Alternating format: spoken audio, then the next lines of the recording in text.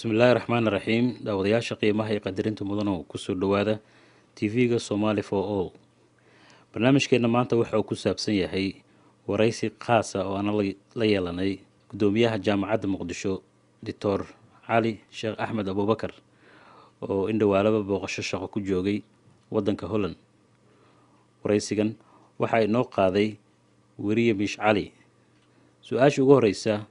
ee uu weydiiyay Dr. Cali Axmed Abubakar waxay ahayd goorma ayaa la aasaasay jaamacadda Muqdisho. Doctorkan waxa uu ku jawaabay sida tan. jaamacadda Muqdisho waxaa la aasaasay oo fikirkeedu uu si xoog leh u hirgalay 1996 waxaa lagu guuleysay galaaskii u horeeyay in la galo 1997 bishii sagaalaad 22keedii saddex kulliyadood ayayna ka bilaabatay sidaasay marka ay ku hirgashay markii ugu horeysay. Doctor waxay noo sheegtay in saddex kulliyadood lagu aasaasay jaamacadda Muqdisho marka waxaan ku weydiinayaa su'aasha ah hadda imise qaybood ama imise faculty ay ka kooban tahay jaamacadda hadda. jaamacadda Muqdisho waxay ka samaysan tahay 7 faculty oo lagu bixiyo bachelorka iyo programka la yiraahdo programka daraasada sare oo masterka iyo PhD-da oo isagana kulliyad sideedaad intaas ayay ka samaysan tahay. Taa marka la isu wada geeyo programada jaamacadda ka baxa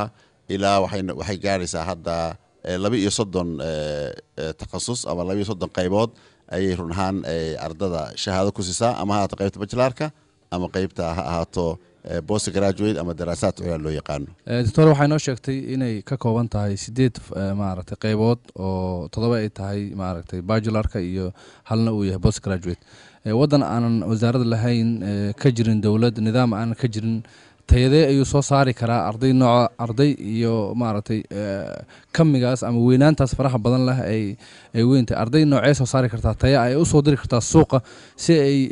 ugu adeegaan mujtamaca Soomaaliyeed. Ruuxan dadka Soomaalida dhibaato weyn bay ku nool yihiin laakiin haddana dadka wax bartay iyo dadka kale akhyaarta ah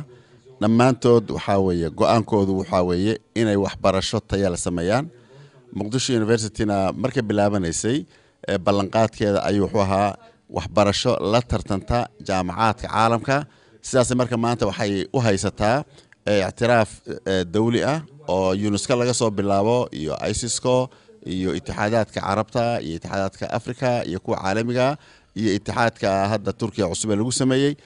intaba runhaan waxay qayb ka tahay i'tiraafka rasmiga ama aqoonsiga weyn ee jaamacaddu ay haysato. Shahaado la soo saaro waxaa ka markhaati kacaya dadka gudaha shaqada ka helaya tayadooda waxaa ka markhaati kacaya oo kale dadka caalamka galay oo maanta kor u dhaafaya 500 arday ugu yaraan ay master iyo PhD ama soo qaateen ama ay ku jiraan taas ayaa ka markhaati kacaysa. Inkastoo dhibaato qabno oo wax badan ay naga dhiman yihiin oo u baahannahay waxyaalo fara badan inaan kabno haddana waxa weeye ilaahay mahadii tartanka caalamka ayaan ku jirnaa waana waxaan leenahay dad oo qualified ah oo si fiican u habaysan ayaa soo saaraysaan inta ka dhiman waxaan rajaynaynaa mustaqbalka inaan u buuxino. Now, indications. When do we prepare patients for theater, preoperative? When do we prepare them? So what is the indication for preoperative care? Any patient who is going for a surgical procedure. Sidee u aragtaa waxbarashada wadanka Soomaaliya hadda ka jirta base ahaan iyo midda guud midda sare intaba. Tacliintu dhibaatay la kulantay tacliinta intii dawladdu jirtay markii ay duntayna taban si xoog badan ayay tacliintu ay u duntay. Dadaal aad u weyn ayaa lagu jiraa oo hadda 20 sano dhowr iyo 22 sano ayaa hadda dagaalku si u socday. Dadaalka lagu jirana run ahaan wuxuu keenay maanta haba yaraato inta wax baranaysa laakiin wax lagu qiyaasayo boqolkii 25 ilaa 30 in u dhaxaysa intaas oo kale run ahaan aad ba u yar tahay oo marka la yiraahdo boqolkii 70 ka badan inaysan maanta aysan iskuul aadin waa nasiib darro aad u weyn laakiin haddana waxa weeye wax alla wixii la qaban kara in la qabto ayaa nolosha ugu muhiimsan. Ruux waliba noloshana meel buu kaga jiraa waxaan rumaysanahay meeshii maanta soo gaadhay meel laga sii wadi kara inay tahay waxa ugu fiican ee maanta jiraan waxa dadkii ogolaaday in iyagu iskood wax u bartaan caruurtoodii ay lacagtooda wax ku baraan iskuulaadkii ay wax ka dhisaan nadaafadeeda wax ka bixiyaan kharashka ku baxaya tacliinta ay maanta aysan ahayn kharash meel kale laga sugaayo wixii kale adduunka ay kaalmeynaya ama dad kaloo kaalmeynaya ha jireen laakiin waxa laf dhabarka maanta tacliinta ka ah aabbo iyo hooyo iyo guriga Soomaaliga run ahaan ayaa ka ah laf dhabarta ugu weyn waxaana isleeyahay haddii la iska wada kaalmayso dadka gudaha jooga iyo dadkiina banaanka jooga haddii la iska kaalmayso wax la taaban karo ayaa la qaban karaa طبعا tacliinta hoosana si xoog leh ayay u socotaa tacliinta sarana nasiib wanaag waxa weeye jaamacad badan ayaa hadda dhulka ka samaysmaya oo rajaynaya qayb kamid ah inay tayo fiican ay hadda ku bilaabatay qayb kamidahina ay hadda tayadoodu soo fiicnaanayso adduunkuna maar si fiican ayuu maartay runaan arintaas hadda ula soo qabsanaya waxaan rajaynaynaa inaan ku sii guuleysano inaan tacliin tartanka caalamiga gashaa inaan sameeyno ayaan ku rajaweynahay maxaa kula talinaysaa mujtamac dabcan waxa sheegtay inaad ka hadashay aad sameysay lectures ku saabsan integrationka iyo qaabkii loo noolaan lahaa ayadoo aan dhaqankeennii iyo waxyaabaheennii iyo kulli iyo ilaalinayna ixtiraamkii diin ahaan iyo dhaqan ahaan aan u lahayn ka Soomaali ahaan waxa su'aasha ku weydiinay maxaa kula talinaysaa mujtamacan Soomaaliyeed maxaa kula talinaysaa oo waxaan kula talin lahaa waxa ugu horeeya dhulkii bay ka yimaadeen dhul cusub bay yimaadeen dhulka cusub ama dhulalka cusub ee la yimid dhaqan bay leeyihiin diin bay leeyihiin sibay wax u bartaan sibay u nool yihiin inay intay aad u fahmaan wax iyagan aan waxba yeelaynin oo wixii ay rumaysanaan ka hor imaanaynin meeshana run ahaan dhismahooda qayb ka noqonaya inay si fiican meeshaas ay uga faa'iideystaan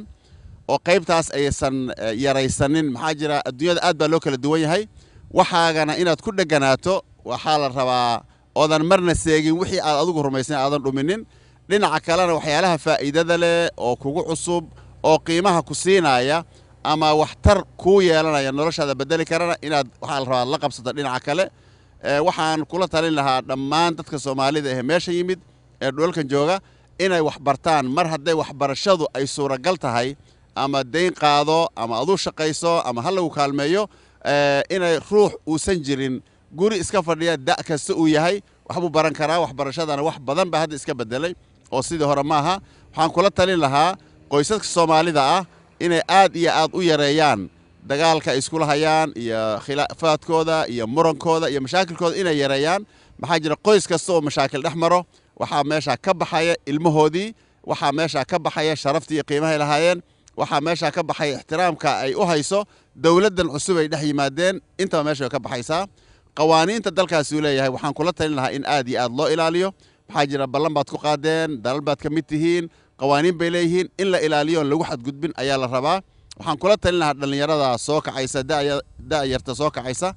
inay waxbarashadana xoojiyaan diinkooda iyo akhlaaqdooda iyo dadnimadoodana ay aad iyo aad ugu dhaganaadaan iskaalmaystaan run ahaan waxyaalo fara badan oo waxaa jira iska kaalmaysan kara ayaa jira way wada ciyaari karaan waxay wada samaysan karaan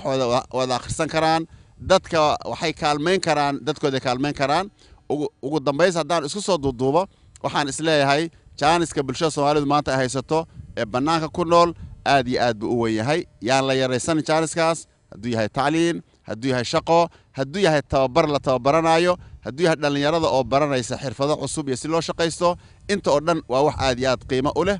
intaas iyo wixii aad rumaysanayna wax isdiidaya ma jiro noloshu isku dhinac bay u socon kartaa yaan la iska horkeenin nolosha waxaan rajaynayaa dadka raraya oo hal la guura leh oo dib ha loo noqdo leh in laga daayo sababtu waxa weeye waxaa la rabaa meeshan inaad dad ku noqotaan meeshan wixii dad ku noqda oo xoog yeesha oo wax barta oo la qabsa noloshan ayaana dalka anfacaya qodobka ugu dambeeya waxaan isleeyahay waajibaad baa dadka wada saaran waajibaadka waxaa ka mid ah dadkiina uu idin baahan yahay wuxuu u baahan yahay